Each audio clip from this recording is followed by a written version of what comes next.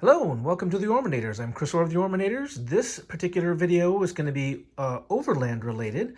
I've got the 2021 Willys Edition Jeep Wrangler out front, and I thought I would do something a little different with this one. I know I paid a lot. The Willys Jeep Wrangler is a pretty expensive machine, and it does take a lot out of a budget. So I've been doing a lot of research on overlanding equipment and everything else, and I've decided that I'm going to maybe do a budget build of this and present those things to you.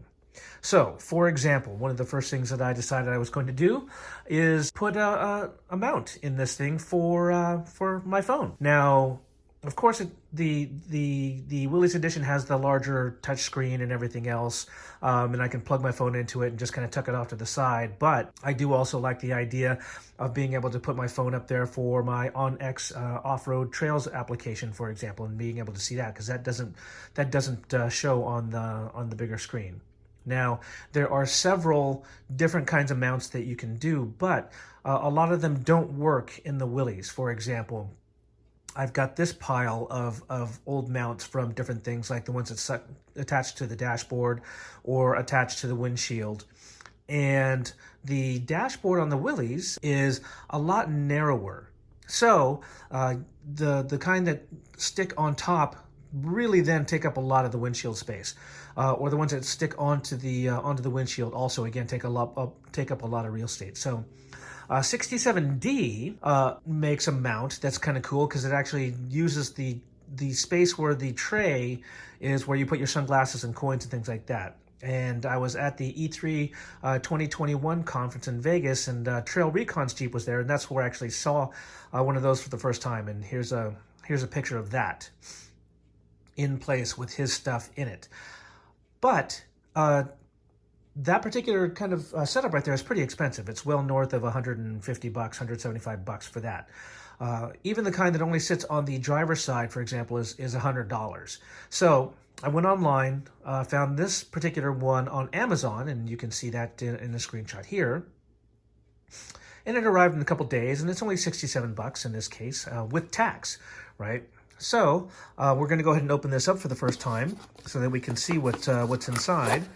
And you can see here that it's very comparable to the 67D. So I open it up, and it's got kind of a cool little sticker here. I don't think I'll put that on the Jeep, and some information there. But even comes with a little screwdriver to mount things, a little stubby there.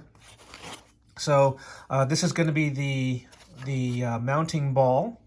And I can feel it, this is good steel right here. This is not cheap like pot metal or anything like that. This is actually a piece of a good steel. It's not aluminum or anything like that. And the ball feels pretty solid, and it's got some good weight there. So that's pretty good. Then a bunch of mounting screws, of course, to mount it to the dash itself. Some other pieces. And again, this is all, I can feel, this is all good feeling steel. It's good quality steel here. Good. And then finally, the Kevlar carbon fiber arm that they're talking about here. So obviously one of the balls goes on there. And then the phone mount, which again feels very solid, is going to mount into the other end of the arm. So we're going to go get the camera set up in the Willys, and then we're going to get this installed and see how it feels, and then hopefully we'll be able to kind of bounce it around a little bit on some trails a little bit later on, and I'll give you a review after I've been running it for a little while. So let's go ahead and get this thing installed. Oh, by the way, I got it figured out. Once I got the plastic off there, I noticed that it's got that little cutout there.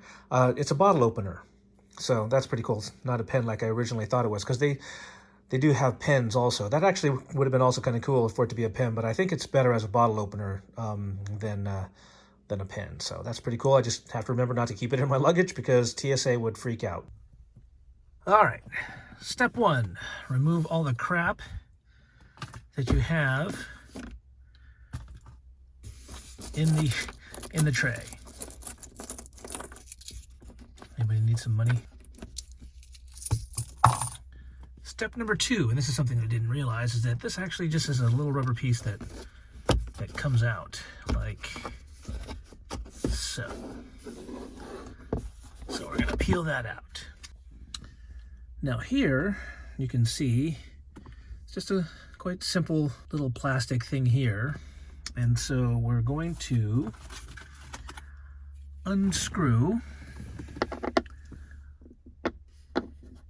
this little fellow right here.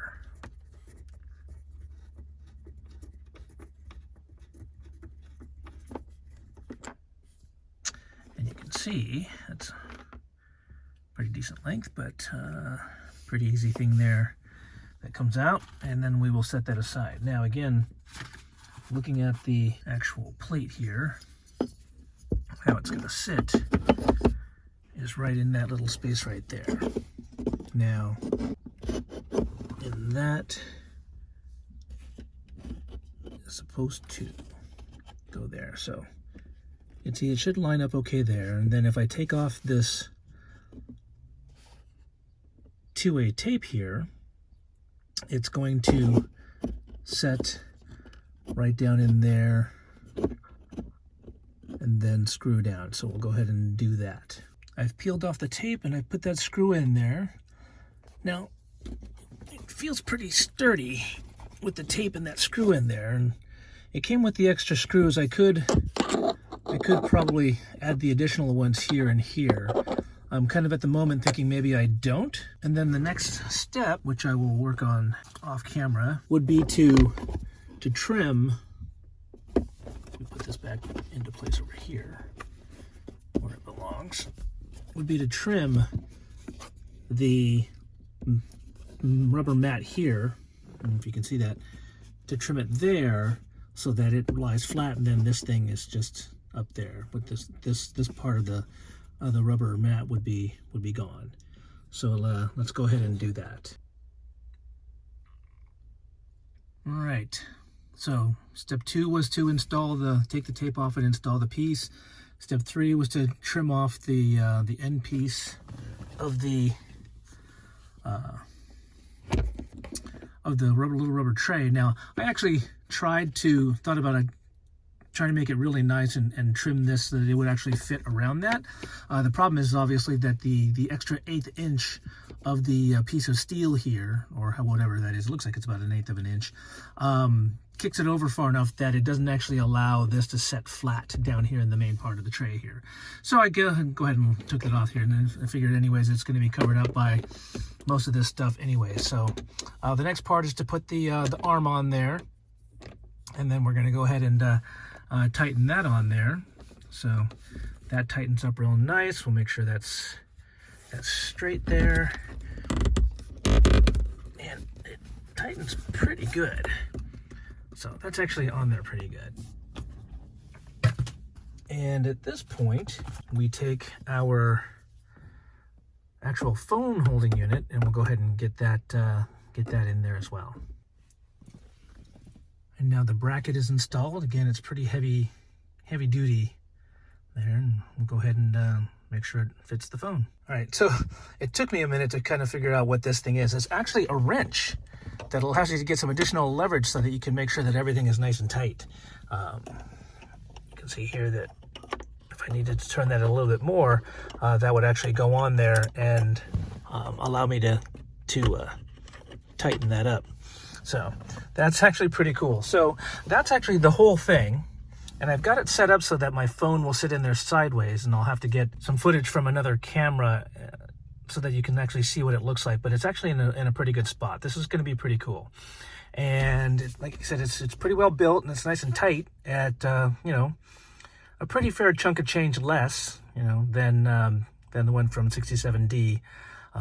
Maybe not as nice down here in the hole, I guess, but ultimately, who sees that stuff anyways?